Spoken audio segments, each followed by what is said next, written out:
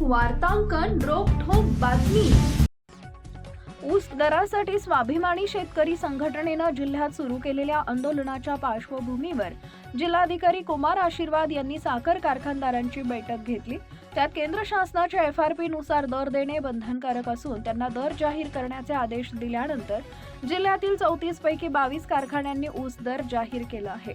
परंतु प्रति टन ऊसास पहिली उचल 3,500 रुपये इतकी शेतकरी संघटनेची मागणी ही असताना 2,850 ते 3,001 रुपयांवर बळवण केली आहे। माळशिरस तालुक्यातील पांडुरंग सहकारी साखर कारखान्याच्या गव्हाण्यात उतरून कारखाना बंद पाडण्याचा प्रयत्न झाला, तर लोकमंगल सिद्धेश्वर कारखान्यासमोर शेतकऱ्यांनी आंदोलन केले। यंदा अतिवृष्टी आणि महापुरामुळे शेतकऱ्यांचे आर्थिक कंबरड मोडले। आर्थिक परिस्थिती नाजूक बनल्याने 3,500 रुपये प्रति टन ऊसास पहिली उचल देण्याची मागणी होती आहे।